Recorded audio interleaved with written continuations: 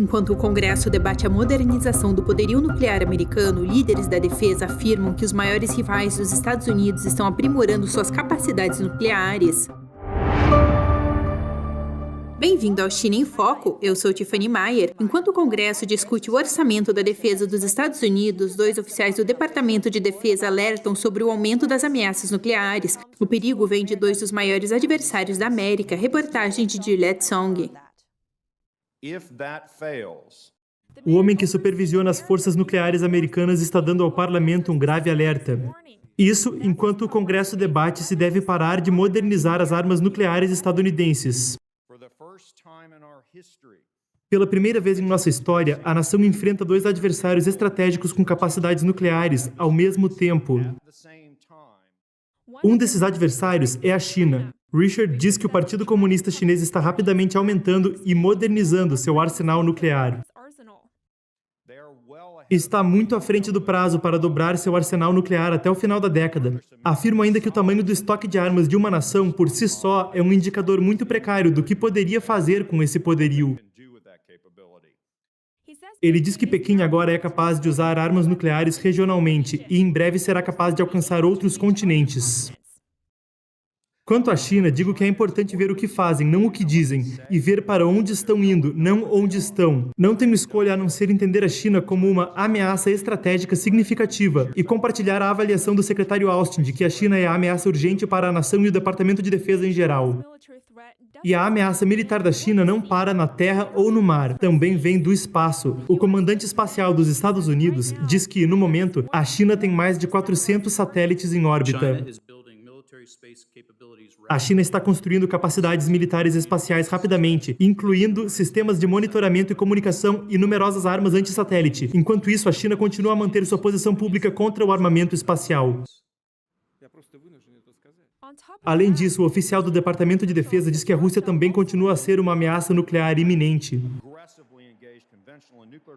Agressivamente envolvida no desenvolvimento e modernização de capacidades convencionais e nucleares, e agora está cerca de 80% atualizada. Enquanto estamos no zero, é mais fácil descrever o que eles não estão modernizando, nada, do que o que eles estão, que é praticamente tudo.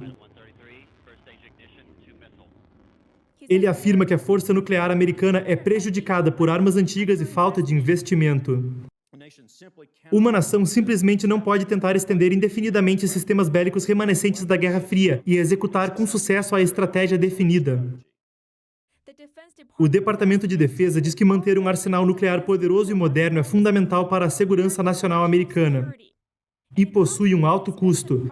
Modernizar o poderio nuclear americano poderia custar 1,7 trilhões de dólares ao longo dos próximos 30 anos.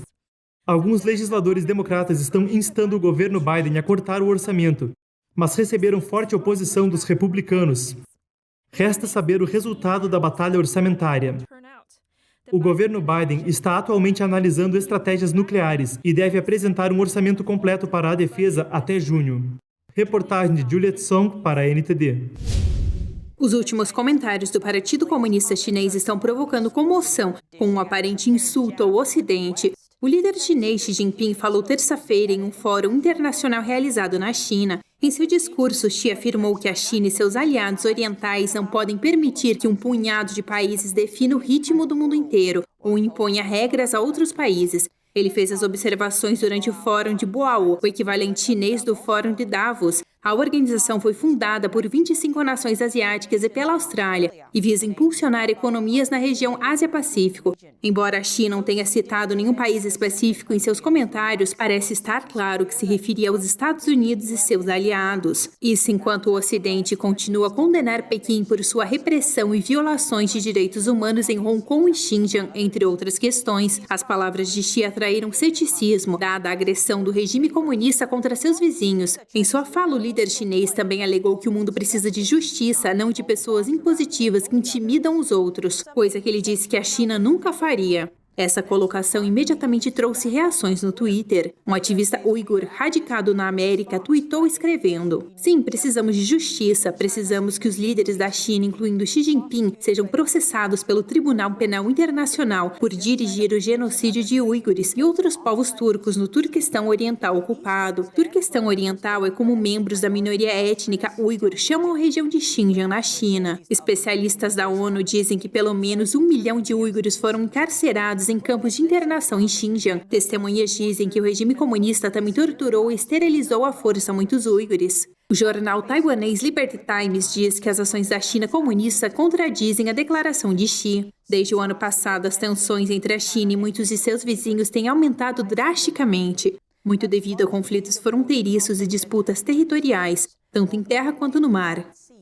A China reivindica quase todo o Mar do Sul da China como território próprio e delimitou o que chama de linha de 9 traços para estabelecer seu domínio. Já em 2016, o Tribunal Internacional de Arbitragem nos Países Baixos considerou ilegal a linha de 9 traços, mas Pequim nunca aderiu a esse veredito. Ao invés, o regime chinês tem constantemente enviado navios para perto de outros países.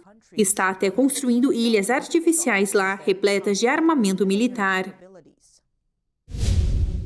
Um chinês septagenário perdeu seu domicílio e seu comércio em apenas 2 horas. As autoridades chinesas o enganaram para que saísse de sua casa e demoliram à força, tanto ela quanto sua loja. Xiaobin, da NTD, traz mais. Yang Wengang, de 72 anos, da região de Chongqing, no sudoeste da China, está agora desabrigado. As autoridades demoliram sua casa à força sem qualquer autorização. Também demoliram a loja da qual ele dependia para se sustentar.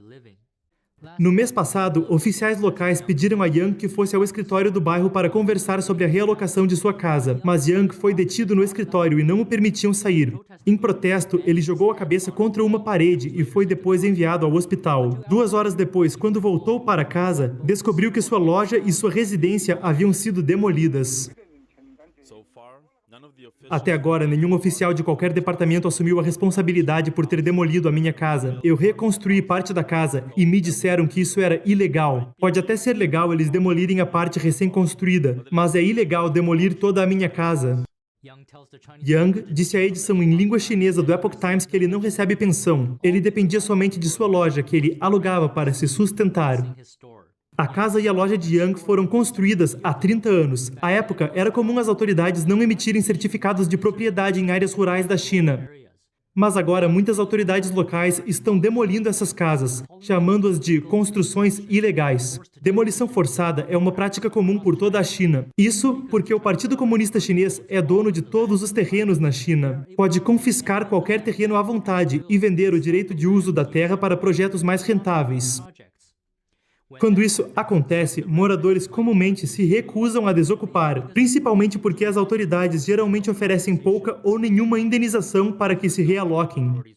As autoridades, então, demolem suas casas à força. Isso é tudo por hoje no China em Foco. Obrigada por assistir e até a próxima!